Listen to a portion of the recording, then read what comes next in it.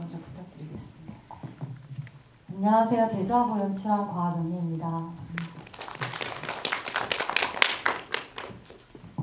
네, 안녕하세요. 네, 능력소녀 연출한 김수영입니다. 네, 오늘 이유미 배우가 원래는 오기로 되어 있었는데 오늘 이제 약간 부상을 당해서 네, 뭐 인대 파열 부상을 당해서 이제 부득이하게 못 오게 됐습니다. 예, 양해 부탁드립니다. 네.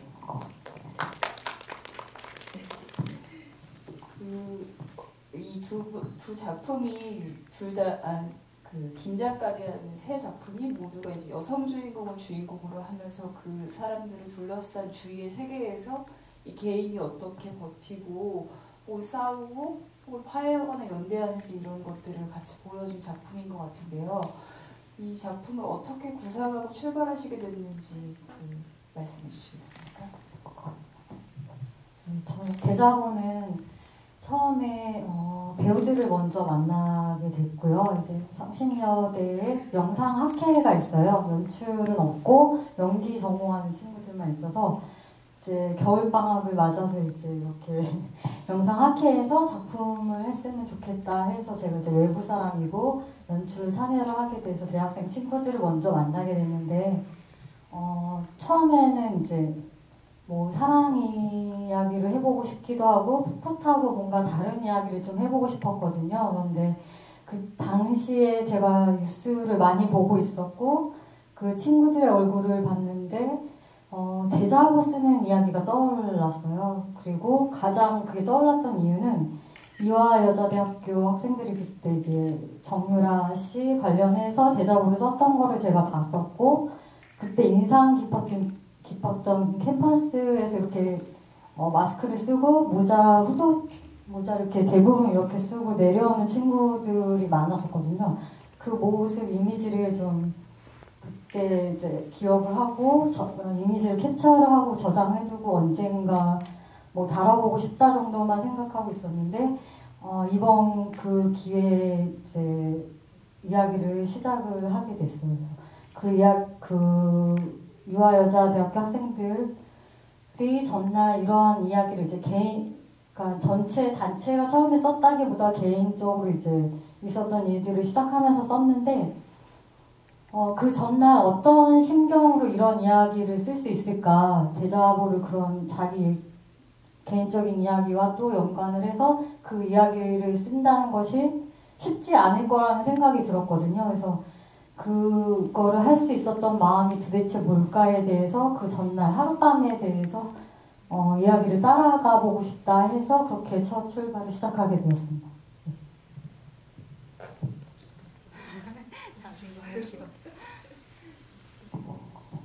네, 이 이야기를 떠올리게 된 거는 몇 가지 아이디어가 약간 결합된 건데요. 맨 처음에는 갑자기 어떠한 능력이 갑툭튀 나한테 튀어나오면 어떨까 그런 생각을 했어요. 그래서 그 능력이 무엇일까 생각하다가 뭔가 그냥 되게 하찮고 사소하고 기괴하고 이상했으면 좋겠다 그런 생각이 들어서 이제 바느질 같은 걸 떠올렸고 그리고 뭔가 바느질로 사람의 눈을 꼬매는 이미지 같은 것도 생각했고 그러면서 학교를 배경으로 해서 뭐 소녀들끼리 벌어지는 소녀들의 어두운 어두움이 응축된 이야기 그런 걸 하고 싶었고 그리고 이제 그래서 어떤 신체 증상 같은 게 있으면 좋겠다고 생각해서 눈이 안 감기는 소녀 뭐 이런 것도 생각했고 그런 게 다 결합돼서 나온 이야기입니다. 네. 그리고 공포 장르 이런 걸 좀 해보고 싶었어요. 이상하고 기괴하고 뭐 그런 분위기. 네. 약간 두 영화가 되게 색깔이 다르면서도 어떻게 또 연결을 지금 비슷한 얘기를 하는 것 같기도 한데요. 이 이야기들이 감독님들 혹시 개인적 경험 같은 것도 연관되어 있는지 좀 궁금했고 만약에 뭐 이 영화 속에 인물에 영향을 주는 자기 어떤 성격 같은 거 혹시 뭐 담아낸 게 있으시다면 저는 성격으로 먼저 하면은 제 영화에는 이제 캐릭터들이 그냥 명확해요. 노선이 직진하는 사람, 주인공 해리가 그렇다면 그렇고 민영이란 캐릭터는 같은 이야기를 하는데 좀 우회적으로 좀 더 사람들한테 친근하게 갈 수 있는 방법을 찾는 친구고 좀 부드럽게요. 그 다음에 세 번째는 이제 의지와 열망은 있었지만 내가 할 수 있는 것이 아니다라고 깨닫고 피하는 쪽이죠. 근데 그 세 인물의 입장이라든가 그런 상황이 저는 제 내부에 다 있었거든요. 그렇게 고민을 했었던 것 같고 과거에 이제 제 경험과 비추어 보면은 저는 이제 2000년대 초반에 대학을 다녔고 제가 갔을 때는 저는 근데 대학 갔을 때 그랬어요. 제가 갖고 있는 이미지가 대학에 가면 뭔가 부당한 것들 혹은 정의롭게 지켜야 된다고 믿는 것들에 대해서 항의를 하고 그것에 목소리를 많이 내는 것이 뭐 청순이고 젊음이고 물론 나이 있는 분들도 하셔야 된다고 하는 부분도 있지만 많이 그렇게 순수하게 가장 정의를 부르짖을 수 있는 세대라고 생각을 하고 저도 그럴 거라고 믿고 갔어요. 근데 제가 학교 다닐 시절의 얘기를 하면 그냥은 아니고 그분들도 이제 학교를 대표해서 했었던 것들이 등록금 투쟁이 가장 많았었고 저는 제가 그런 목소리를 내는 친구들이 함께 할 수 있을 거라고 생각했는데 뭔가 남의 이야기처럼 또 느껴지더라고요. 그래서 제가 생각했던 것보다 제가 별로 그렇지 못하구나 이런 뭔가 스스로에 대한 반성일 수도 있고 고민일 수도 있고 이렇게 그런 소극적인 부분에 대한 생각이 많이 있었거든요. 그래서 그때 갖고 있었던 그러니까 등록금 투쟁의 문제를 떠나서 다른 어떤 이야기들이나 뭐 학교 내부가 갖고 있는 여러 문제들이 있었을 텐데 그런 학교뿐만이 아니라 외부에 이제 그런 것도 다 포함해서 그것에 대해서 별로 목소리를 내고 그러지 못하고 그냥 학교 생활만 급급하게 하다가 지나갔던 어떤 자신에 대한 뭐 반성 뭐 이런 것들이 이 작품을 하면서 많이 떠오르고 그때 경험을 많이 생각을 했어요. 이제 한 가지만 더 좀 너무 길게 말씀드려서 죄송한데 떠오르면 어렸을 때 이제 택시를 타고 갔던 기억이 있어요. 초등학생 때였고 이제 부모님이랑 어머니랑 같이 타고 갔는데 그때 체류탄 가스 냄새 처음 맡았었거든요. 그때 아마 연대 쪽 앞에 지나갔던 것 같아요. 근데 차 안에 있었는데 어린애여서 그런지 오늘 눈물이 똥 났거든요. 너무 매워서. 그때 제가 느꼈던 뭔가 충격? 대학생들이 왜 그럴까? 그때는 전혀 알지 못했고 자세히 부모님들이 설명해 주시지는 않으셨거든요. 그래서 그때 어떤 경험 이런 것들이 이 작품을 할 때 많이 떠오르고 생각을 하면서 그렇게 했습니다. 작품을. 뭐 제가 이러한 비슷한 뭐 경험이라든가 그런 것은 없고요. 그냥 이제 여학교를 다녔다는 점이 있죠. 여중 여고를 다녔는데 그냥 학교에서의 기억들이 아마 그냥 여자들끼리 모여있는 여중 여고가 그냥 일반 남성분들이 생각하는 것보다는 좀 거칩니다. 네.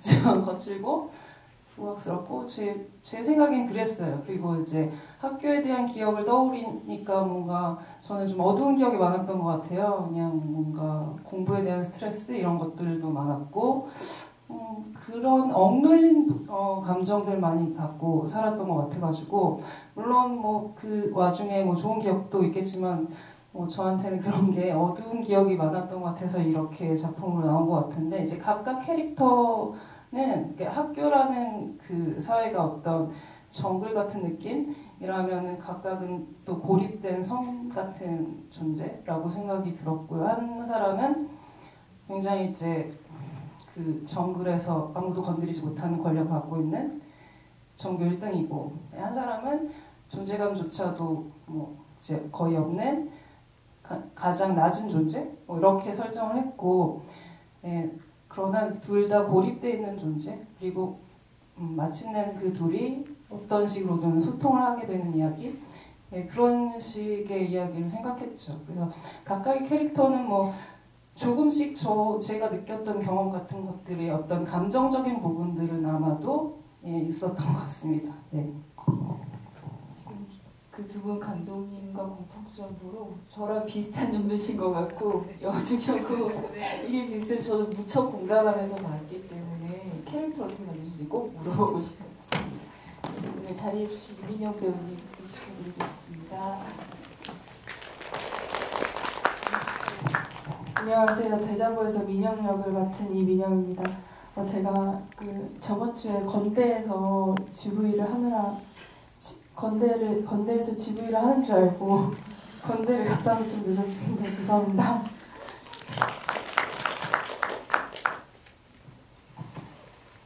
일단 민영 배우님 오셨으니까 한마디 여쭤보자면 그 작품 처음에 그 원래는 감독님이 시나리오 쓰신 뭐 제의하고 이런 맥락이 아니라 그냥 같이 만들어간 느낌이 좀 더 드는 것 같아요. 같이 작업을 처음부터 시작하고 처음에 시나리오나 이 영화 준비하면서 어떠셨는지 혹은 작품을 받았을 때 이야기 보고 어떤 점을 느끼셨는지 좀 궁금해요. 이제 제가 이 영화를 찍을 때가 2년 전이었는데요. 그때는 제가 대학교 다닐 때였어요. 근데 대학생들이 얼마나 많이 대자보에 관심이 있는지는 작년인가요? 네, 작년이네요. 네, 작년 죄송합니다. 작년에 시나리오를 받았을 때 그 대학생들이 얼마나 대자보에 관심이 있는지는 잘 모르겠지만 저는 대자보라는 것 자체에는 많이 관심이 없는 학생이었어요. 그래서 처음에 이 대본을 딱 받았을 때는 나랑 좀 거리가 먼 대본이네 이러면서 좀 대자보에 대한 관심을 많이 가지려고 많은 자료 조사라던가 많은 동영상들을 찾아보려고 제가 좀 그 대자보 쓰는 학생의 마음을 잘 알 수 이렇게 좀 가까이 다가갈 수 있게 그런 준비를 많이 했던 것 같습니다. 실제 그 캐릭터랑도 좀 비슷한 성격이신가 좀 그게 배우는 것 같아요. 왜냐면 꼭 친해지고 싶은 친구 캐릭터거든요. 정말요? 감사합니다. 네, 평소에도 유쾌하고 좀 병맛 개그 같은 거 치는 거 좋아해가지고 네, 재밌다는 소리도 많이 듣고 근데 그에 반해서 진중한 면도 있어서 얘한테는 좀 많이 털어놓고 싶다 뭐 이런 친구들도 되게 많아요. 네, 그렇습니다. 감독님이 아마 그 부분을 좀 잘 캐치해서 써주신 것 같다는 느낌이 듭니다. 제가 이 두 영화 보면서도 느꼈던 부분은 굉장히 영화 두 작품 다 굉장히 영화적이라고 느꼈어요.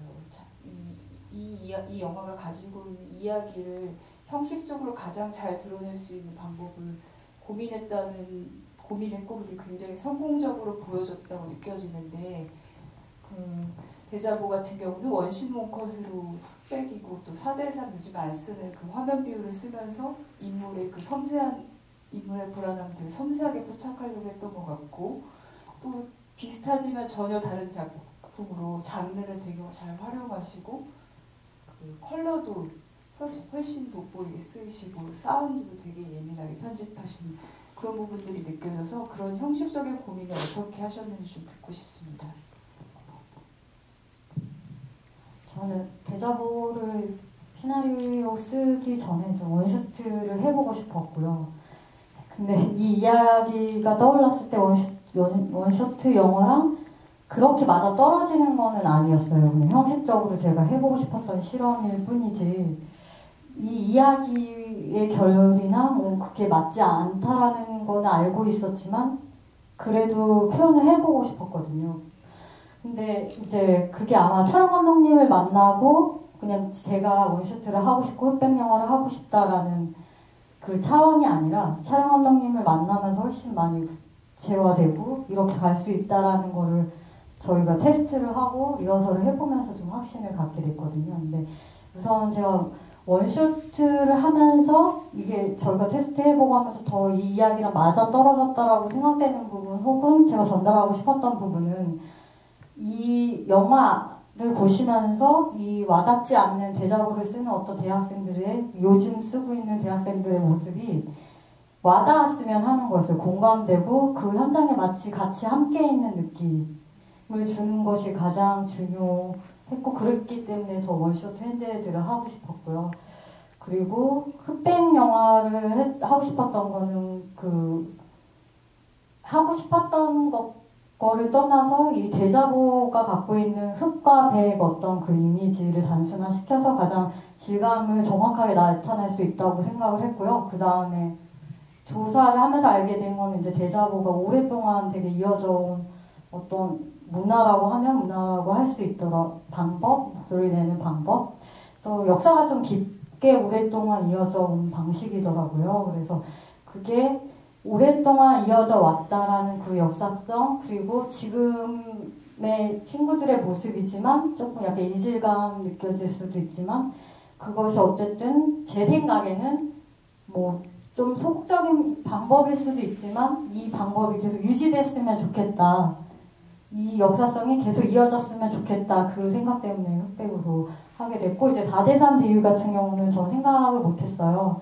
못했는데 이제 촬영 감독님이 여러 이제 보여주고 비율을 보여주고 얘기를 테스트를 하고 나서 이제 저희가 생각했던 게 클로즈업으로 영화를 계속 바스트샷 정도로만 보여주다 보니까 이게 4대3으로 했을 때 굉장히 집중이 잘 되더라고요, 얼굴에. 그래서 이 영화는 4대3이구나 라고 이렇게 이제 그건 테스트해서 확신을 갖고 하게 됐습니다.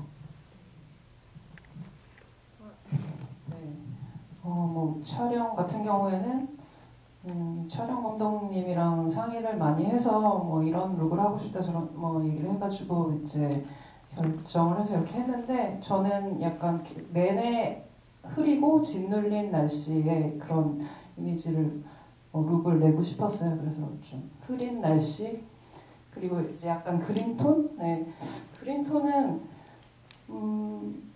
괜찮은 것 같아요.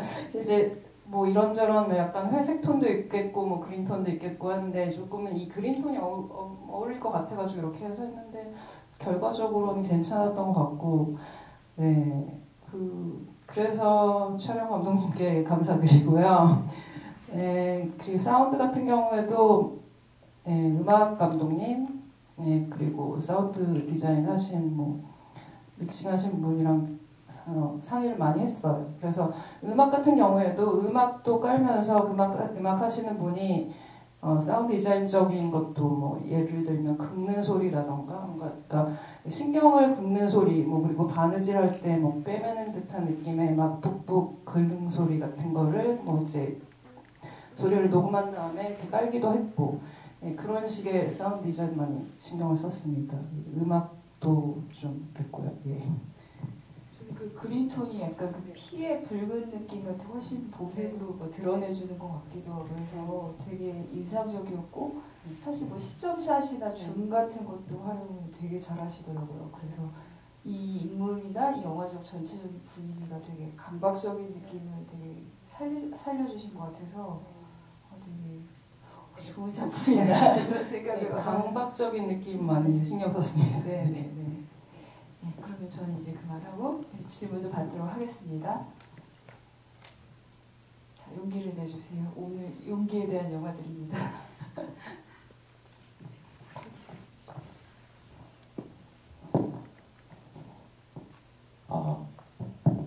대자보 감독님, 박은미 감독님께 여쭤보려고 그러는데요. 아까 말씀하신 것처럼 4대3으로 찍으신 건가요? 4대4 비율로 찍으신 건가요? 촬영. 네, 촬영이요. 촬영 그때 할 때 4대3으로 하고 나중에 그렇게 만드신 건가요? 아니면 찍으실 때 그렇게 하신 건가요? 네, 찍을 때부터 4대3으로 해서. 그러신 거예요? 네. 맨 처음에 제가 그냥 처음 흑백 영화고 4대3으로 이렇게 찍는 촬영을 보고서 언뜻 그냥 이렇게 답답한 느낌이 언제 있었나 봤더니 사울의 아들 봤을 때 같은 느낌이 들었었어요. 근데 이제 사울의 아들 같은 경우에는 명확하게 그 감독이 제 생각에 4대4로 찍었던 의미가 그 바깥에 4대4 바깥에 보고 싶어하는 우리 만약에 욕망이 있다면 그걸 갖다가 그냥 안 보여줘서 더 우리가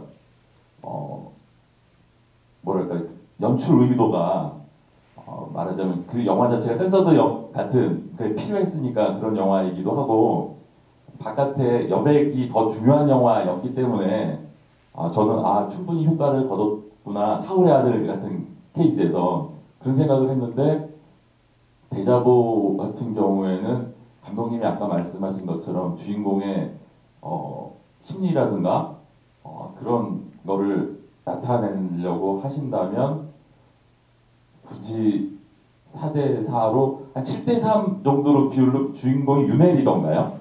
네. 네, 윤혜리 배역이 제가 70%가 그분 바스트샷인 것 같아요. 예, 막 블로킹 하면서도 그분 사운드가 다른 쪽에 있어도 그분을 이렇게 있었던 것 같거든요.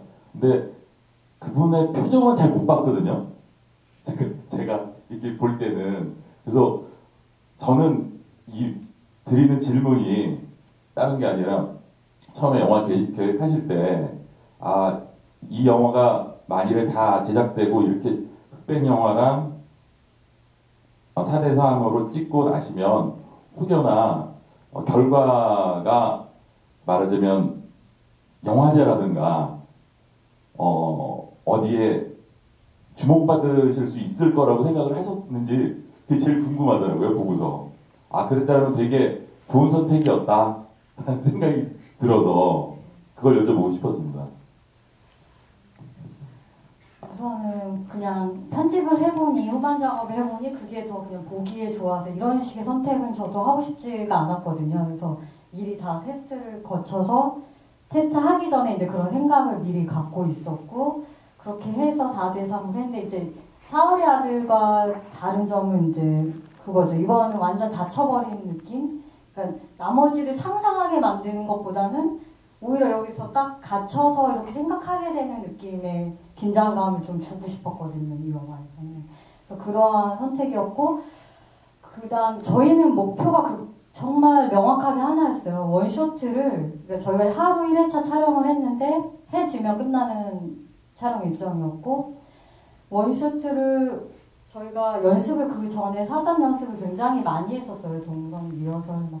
근데 그 현장에 가서 계속 할 수는 없으니까 이제 했는데 이것을 완전하게 카메라와 배우들 연기 이 모든 것들이 그리고 동시에 하는 것까지 해서 한 번에 잘 맞아 떨어져서 이게 그냥 잘 한 번에 원쇼트가 잘 이루어지는 것. 그냥 그게 목표였거든요. 이걸로 뭐 다른 영화제에 가고 뭔가 더 큰 어떤 원대한 뭔가 그런 게 있었던 프로젝트가 아니었고요. 제가 해보고 싶었던 부분에 대한 거를 달성을 해보고 싶었던 거 원쇼트. 그러니까 원쇼트 자체가 아니라 이미 이제 저는 이 이야기가 굉장히 맞다라고 이제 찾아보니까 이제 그렇게 생각을 하게 됐던 거고. 그래서 화면비에 대한 흑백이라는 이런 것도 미리 이제 다 정하고 갔던 건데 이제 후반 할 때 근데 색을 좀 해볼 수 있어요. 색 보정을 컬러로도 그래도 이제 촬영 감독님은 저한테 여러 대안을 주시더라고요. 그래도 마지막으로 선택할 수 있게 그거나 이제 화면비는 아마 촬영 때 이제 계속 정했던 데에서 전혀 이제 바뀌거나 그러진 않았어요. 다만 그 생각은 해봤죠. 마지막에 엔드에 계속 4대3이다가 마지막에 2.35대1로 넓혀주면 화면을 갑자기 뭔가 시원하게 뭔가 이렇게 그리고 잠깐 한 컷을 컬러로 돌아왔을 때 뭔가 느낌이 있지 않을까 이런 식의 그거는 약간 제가 좀 욕심을 내고 뭔가 더 해보긴 했어요. 그 연대했을 때 느낌이 뭔가 저렇게 넓어진 마음에서 이렇게 들어오지 않을까 감정적으로. 근데 전혀 그렇지가 않았었고 그래서 아까 이제 질문 주셨던 거에 답이 충분히 됐을지 모르겠는데 그렇게 작업을 했습니다. 저도 약간 그런 걸 느꼈는데 4대3의 화면에 클로즈업이 계속 잡히는 과정에서 뭐 옆에서 계속 대자보로 쓰다가 사각사각하다 망설이다가 다시 쓰는 이런 펜소리도 계속 들리고, 그리고 계속 옆에 친구가 막 고민을 하거나 아니면 계속 이 사람의 불안을 건드리는 말들을 계속 떠들잖아요. 그것들이 계속 이 사람의 표정을 치고 들어온다는 느낌 때문에 되게 완벽한 선택이었다는 생각이 들었어요. 예. 혹시 다음 질문 있으신 분?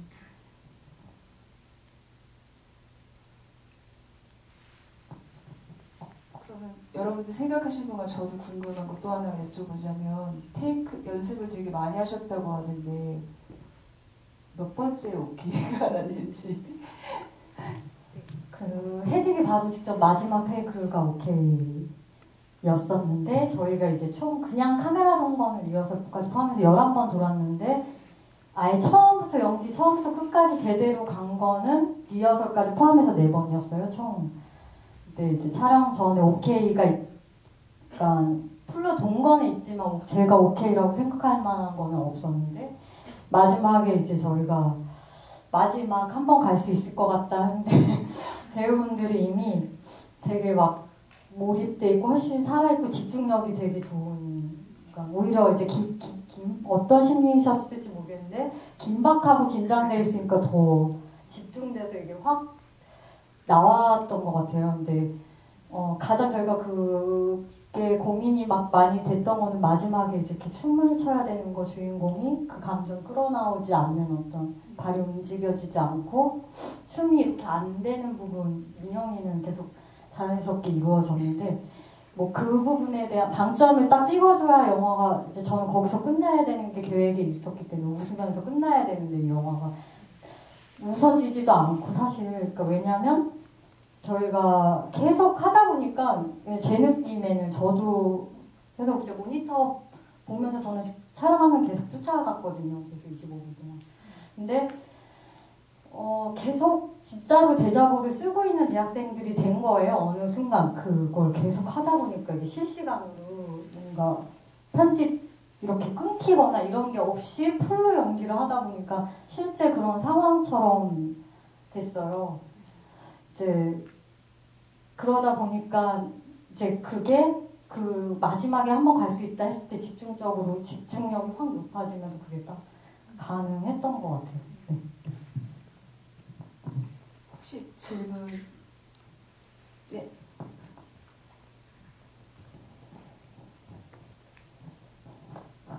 안녕하세요. 저는 능력소녀 감독님한테 궁금한 게 있는데 단순한 호기심인데 공민아 그 캐릭터가 되게 궁금하더라고요. 왜냐면 엄마는 어디 갔으며 아빠는 왜 알코올 중독자처럼 표현이 됐고 그 와중에 그 공민아는 왜 자꾸 전교 1등에 그 목숨을 걸고 있는지 그렇게 캐릭터를 구축하신 이유가 궁금해서 질문드립니다. 네. 엄마도 바쁘고 아빠도 바쁜 사람이라서 뭐 회사 다니고 하다 보니까 약간은 이제 다 경쟁 속에 놓여져 있는 사람들이라고 설정을 했어요. 그래서 아버지도 뭐 회사에 다니는데 회사에서 어떤 스트레스가 굉장히 많은 상황이고 그래서 뭐 욕을 하는데 상사 욕을 하는 거거든요. 뭐 그러면서 박전무 무슨 뭐 막 욕을 막 뭐 이렇게 그로테스크한 욕을 일부러 막 하고 그 아버지도 역시 어떤 회사라는 사회에서 경쟁과 스트레스에 아주 압력이 꽉 찬 상태이다라는 걸 보여주고 싶었었고요. 엄마도 바쁜 사람이다. 그래서 엄마도 출장을 가 있고 엄마도 역시 회사 생활하고 있고 그래서 이 고민아라는 아이는 어쩌면 이제 부모한테 약간 방치되어 있는 느낌? 그래서 오히려 자기 존재를 더욱 증명하기 위해서 공부에 매달리고 왜냐하면 그 자리가 가장 자기를 증명하는 어떤 권력이라고 생각했던 한 이유였던 것 같아요. 전교 1등 놓치면 안 된다. 뭐 예, 그런 설정? 예, 그런 심리였던 것 같습니다. 다음 질문 받겠습니다.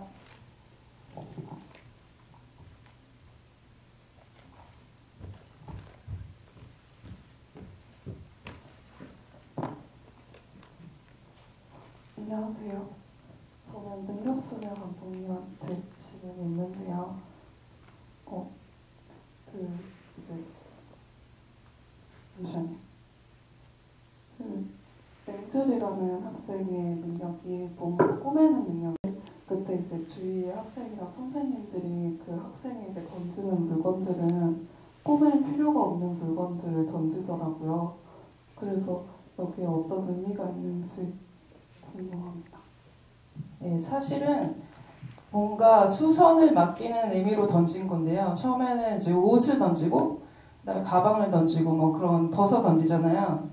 찾아보면 뭔가 되게 틀어져 있다거나, 뭔가 수선이 필요한 것들이라고 생각해서 얘한테 꾸미라고 던지는 건데, 나중에는 그게 어떤 모멸의 그냥 행위가 되는 거죠. 그러니까 나중에는 그냥 양말까지 집어서 던지는 거고, 그러니까 뭐 더러운 내 양말을 네 얼굴에 던지는 거고, 선생님은 속옷까지 던지는 거죠. 예, 그러니까 자기 속옷을 던지는 정도는 되게 굉장한 모멸감이라고 저는 생각을 해서 했던 거거든요. 뭐 특별한 성적인 의미나 뭐 그런 게 아니라, 예, 그래서 이제 속옷, 양말 이런 것까지 던진다라는 거는 얘를 하찮게 모멸을 주는 그런 행위로 표현을 했던 겁니다. 예, 처음에는 이제 광기 어린 상태에서 뭐 수산물들을 던지다가 그 장면 자체가 다들 미쳐있는 상태니까, 예, 나중에는 광기의 정점을 찍는 선생님의 그 속옷을 던지는 행위가 정점을 찍었던 거죠. 예, 그렇게 생각했습니다. 이어서 저도 궁금한 게 거기에 나중에 이제 살해당하는 사람이 선생님 입을 잘못 올린 선생님이랑 여기 이걸 하고 있던 그 친구 2명이잖아요. 근데 그 친구 2명은 이렇게 팔이 묶여서 죽는데 그건 그 친구들은 항상 이제 붙어 다니는 이게 이름 설정도 사실 뭐 이제 금지와 은지예요. 네, 둘이 이렇게 붙어 다니는 그런 캐릭터들 있잖아요. 그러면서 이제 약간 까불까불한 애들, 그러니까 약간 얄미운 애들. 그리고 얘네들이 사실은 이제 괴롭혀 왔다는 설정이 있어요. 처음에 이게 살짝 보여줬지만 머리를 이렇게 뭐 치고 뭐 넘고 가고 얘를 좀 괴롭히던 애들이었어요. 되게 많이 표현되진 못했고 좀 생략된 상태죠. 그래서 얘를 괴롭혀왔던 애들이었기 때문에 둘을 묶어서 약간 복수죠. 피해 복수를 한 겁니다. 선생님은 입으로 언어 폭력으로 모멸을 줬기 때문에 어쩌면 더 이렇게 그냥 물리적인 폭력보다 언어 폭력, 모독 같은 게 더 큰 상처가 될 수 있다고 생각하고, 특히 이제 이런 집단에서는 그런, 예, 그래서 선생님은 입을 너무했고 그랬습니다. 그 주인공들이 가지고 있는 저주도 저주인데 그 주변의 인물들이 점점 다크서클 이렇게 내려오는 그것들이 이 사람이 되게 광기에 사로잡혀 있다는 느낌이 많이 들었던 것 같아요. 그것도 일부러 그렇게 했습니다. 네. 네, 또 다음 질문 받겠습니다. 자, 여러분 얼마 남지 않았어요. 질문을 해주십시오.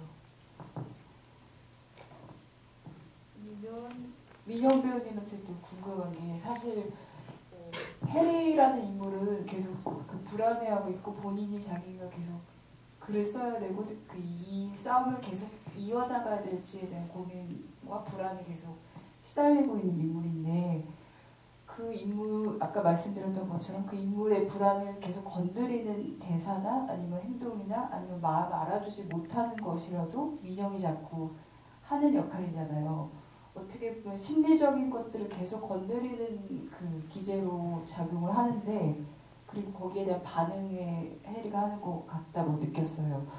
근데 연기를 하실 때 그런 걸 본인이 계속 그 타이밍을 보면서 해야 되잖아요. 리액션이 없는 상황에서 계속 어떤 순간에는 길게 호흡을 줬다가 해야 되고 어떤 순간 바로 막 몰아치듯이 해야 되고 이런 것들은 어떻게 열연을 하셨는지 연습하시면서 뭐가 제일 어려우셨는지 이런 게 좀 궁금합니다.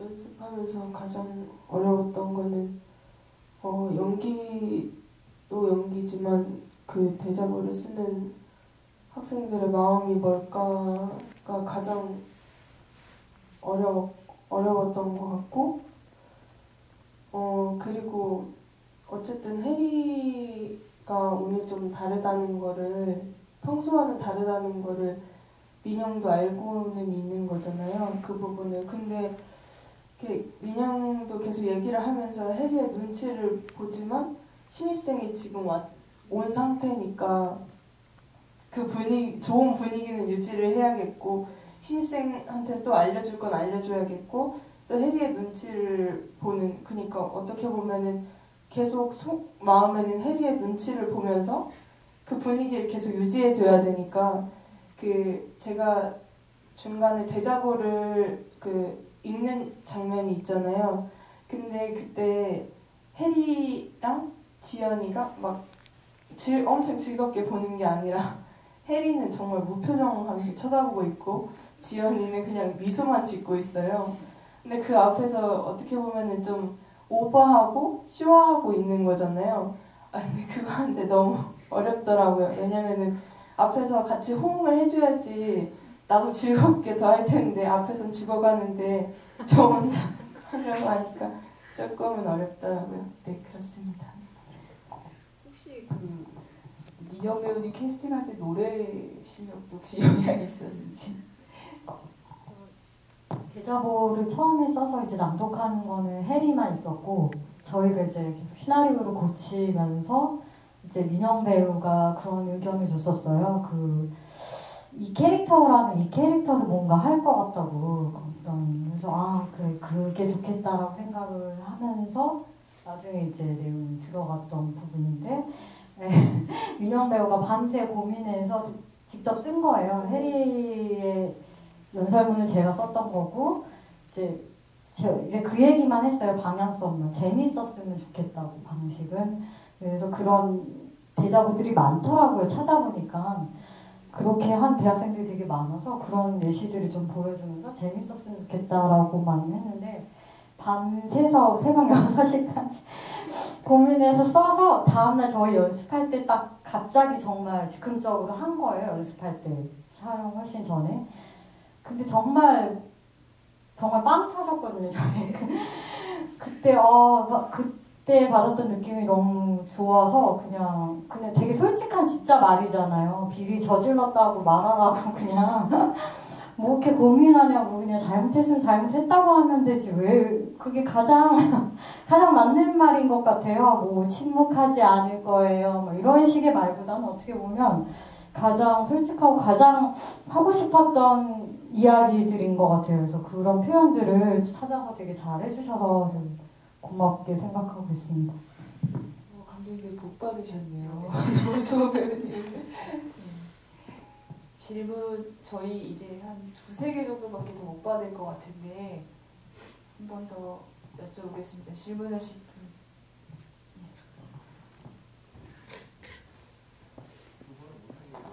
분. 네, 김수영 감독님한테 여쭤보려고 그러는데요. 능력소녀가 만일 상업영화 버전으로 부업돼서 이제 나오게 된다면 거기에 생략된 전사라든가 중간 과정의 내용이라든가 그런 게 있으시면 한번 말씀해 주셨으면 좋겠습니다. 네, 그 작업을 지금 하고 있습니다. 지금 장편 시나리오를 쓰고 있고 이제 초고가 거의 이제 곧 나올 예정인데요.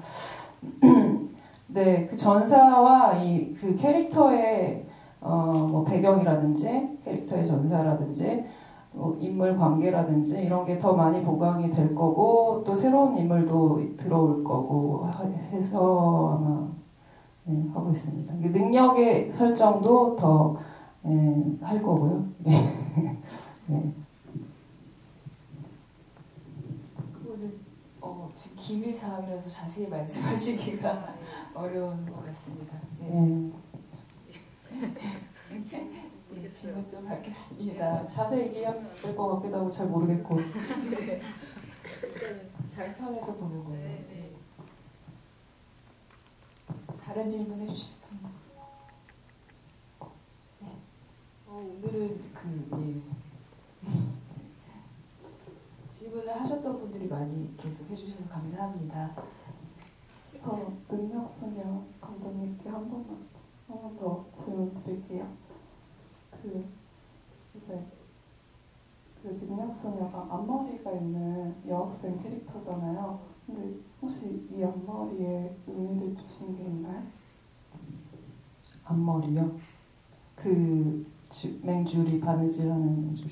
아, 의미가 특별히 있진 않아요. 근데 그 당시에 이제 이유미 배우가 머리 스타일이 그런 스타일이었는데 그냥 얘는 좀 약간 먹구름 낀 것 같이 눈에 잘 안 띄어야 되고 뭐 그래야 되는 캐릭터니까 그냥 머리가 이렇게 덮였으면 좋겠다. 그렇게 생각했는데 자기가 알아서 그렇게 뭐 이렇게 하고 오더라고 부스스하게. 그래서 아 이거 좋다 생각해서 그렇게 했습니다. 뭐 의미라기보다는 그냥 뭔가 그냥 가려져 있고 좀 먹구름 같은 게 둘러싸여 있는 느낌을 주고 싶어서요. 예, 그랬어요. 제가 사실 네. 능력소녀가 새 작품 중에서 제일 기억이 남았던 게 사실 저도 조금 비슷하게 왕따를 당했던 적이 있었는데 그때 생각보다 앞머리가 신경 쓸 게 많잖아요. 그때 매번 롤도 해줘야 되고 근데 제가 봤을 때 맹줄이라는 캐릭터는 어떤 이유에서인지 모르겠지만 좀 자신에게 신경을 쓸 수 없는 캐릭터인데 되게 머리카락도 약간 부시시하지만 앞머리가 너무 예쁘게 잘려있고 해서 그러지 않았었나 싶어서 아, 제 미처 캐치 못했고요. 그렇다면 제가 약간 더 연출을 더 강하게 했어야 됐나 잘 모르겠어요. 네, 예. 아닙니다. 네. 또 질문 있으실까요? 그럼 제가 또 한번 영화 보면은 요즘에 제가 최근 몇 년간의 단편 영화를 떠올려 봤는데 엔딩에서 이렇게 좀 뭉클하게 느껴졌던 영화들이 잘 없었던 것 같아요. 왜냐하면 최근의 영화들이 모르겠어요. 제가 봤던 영화나 혹은 제 영화가 마지막에 약간 비겁함을 선택하는 주인공으로 끝나는 거였거든요. 특히나 제 영화가 그랬고 그리고 그 비겁에 대해서 나중에 후회하는 그런 정도의 느낌을 주는 영화였는데 이 영화들은 끝이 함께라는 것으로 끝나더라고요. 데자부도 그렇고 능력소녀도 그렇고 연대하러 민영이 당연히 떠났을 줄 알았는데 제가 영화를 보던 관성에 의하면 떠나고 혼자서 그럼에도 불구하고 꿋꿋이 데자부를 붙이는 해리로 끝났을 것만 같은데 와서 옆에 함께 해주고 같이 춤추고 이 사람 웃게 만드는 것까지 이게 되게 큰 힘이다라는 느낌이 들어서 들었고요. 능력소녀도 사실은 전혀 이제 맥락 닿지 않을 것 같은 두 인물을 결국에 끝끝내 서로 필요한 부분으로 합하게 화해하게 만드는 특히나 껴안는 그 모습이 되게 뭉클하게 와닿아서 감독님들한테 함께 하는 마지막을 선택하시는 건 어떤 의미인지 궁금합니다. 저도 과거에 만든 영화들이 다 씁쓸하게 끝났어요. 혼자서 고독하게 있고 그냥 혼자 헤쳐나갈 수밖에 없는 세상에 남겨진 인물 뭐 이런 식으로 끝났는데 이 작품을 아예 쓸 때부터 그 생각을 했어요. 나도 한 번쯤 뭔가 희망을 품고 희망을 줄 수 있는 이야기를 좀 해보고 싶다라는 생각이 애초부터 있었고 그래서 이야기를 초고 때 썼던 게 마지막에 춤을 춘다 데자부르지 이것만큼은 변화하지 않았거든요. 계속 고치면서도 그래서 저도 이게 너무 어떻게 보면 연대한다 이렇게 함께한다 이렇게 생각하는 결말이 쉬운 선택일 수도 있어요. 어떻게 다르게 보면은 근데 그렇게라고 머리로 생각이 든다고 하더라도 정말로 결국 이 일을 그러니까 저는 이 과정에서 가장 강해진 사람은 윤혜리고 그게 이제 옆에 민영이 함께 하게 돼서 연대하게 됐으니까 강해진 것도 있겠지만 그것도 물론 크지만 스스로 이제 나아가 힘을 좀 얻었다고 생각을 해요. 아무리 주변에 누군가가 함께 해주고 싶다, 함께 한다라고 해도 본인이 스스로 강해져 있지 않으면 그 의지가 없으면 안 될 것 같거든요. 그래서 제가 담고 싶었던 여기에 연대는 함께 한다는 연대도 중요하지만 스스로 그 힘을 받아서 이제 스스로 강해진 어떤 인물에 대한 부분을 좀 더 부각을 시키고 싶었습니다. 네. 저는 뭐 연대라는 키워드를 그렇게 크게 생각했던 건 아니고 그냥 설정상 능력 때문에 어떠한 능력 때문에 좀 파국을 맞는 이야기, 파멸하고 파괴적인 이야기를 하고 싶었는데 그 능력을 서로로 필요하게 된 이야기를 하고 싶어서 그 능력 때문에 만나는 지점이 생기는 두 인물을 만들었던 거고요. 이제 그 인물들은 어쩌면 이게 능력 때문에 능력에 집착했다가 능력의 고통을 받는 좀 인간적인 인물일 수 있고 다른 그 외의 학교 학생들 같은 경우는 약간 저는 오브제 같이 그리고 싶었어요. 약간 로봇이나 좀비 같은 느낌, 약간 인간성이 이제 배제된 그런 인물로 좀 표현해보고 싶었고, 그래서 그 속에서 그러한 사회 속에서 사실 이 공간이나 그 학교 그 공간이나 배경도 좀 약간 현실에서 약간 빗나간 곳, 어떤 다른 세계로 설정하고 싶었어요. 약간 판타지적인 공간. 네. 그래서 이러한 어떤 공간, 어떤 세계가 있고 시간적으로도 좀 모호하게 하고 싶었고 그런 곳에서 벌어지는 이야기를 만들고 싶었고 그 중에서 그 안에서 가장 인간적인 인물 이 두 명이었던 것 같은 그런 생각이 듭니다. 네. 네, 그러면 저희 마지막 질문을 받도록 하겠습니다. 저희 용기 한 번만 내주십시오. 네.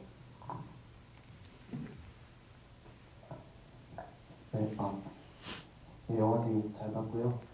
마지막이니까 거기에 맞는 질문 좀 하겠습니다. 세 분 모두 요즘 근황이나 앞으로의 계획이나 작품 활동 그런 거 있으면 그건 제 몫인데. 감사합니다. 네, 저도 주변에 많은 분들이 그러하듯이 장편 시나리오 쓰고 있고요. 그게 탈북민 이야기예요. 그래서 고통 속에 지금 제가 어떻게 보면 잘 모르는 이야기를 하고 있는 걸 수도 있어서 계속 그 고민에 지금 휩싸여 있는 상태고, 그래서 시나리오 좀 초고가 나와서 고치고 있는 상태예요. 그래서 올해 안에 좀 장편 독립 영화를 만들고 싶다라는 그런 목표하에 준비를 하고 있습니다. 네. 저는 여느 배우가 그렇듯이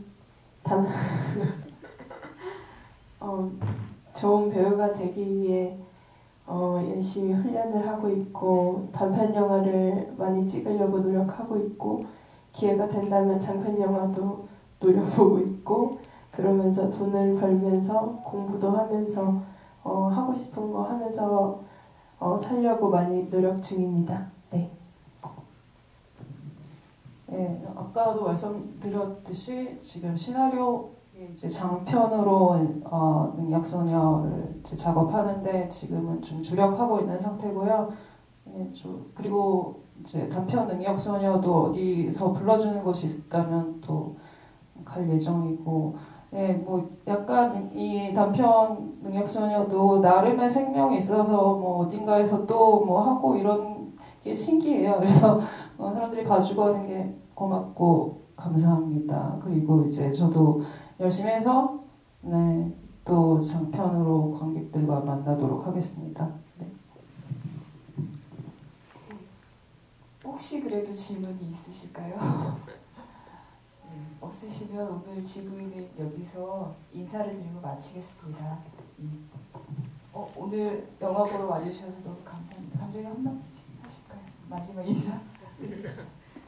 정말 오늘 올림픽도 저도 지금 메스 스타팅 그거 봐야 되는데 궁금해가지고 네, 어쨌든 여기 와주셔서 정말 이 얘기도 들어주시고 정말 감사드리고요. 혹시 주변에 이런 거가 아니지 어떤 고민을 어떤 집단 내에서 개인적으로 하고 있는 고민이 있으시거나 뭔가를 돌파해야 되는 어떤 개인적인 그런 부분들이 많이 있다면 좀 힘을 내셨으면 좋겠고, 그 다음에 그런 분들이 주변에 있으시다면 저도 마찬가지고요. 저희가 좀 손을 먼저 내밀고 함께 할 수 있게 노력을 같이 할 수 있었으면 좋겠습니다. 네, 감사합니다.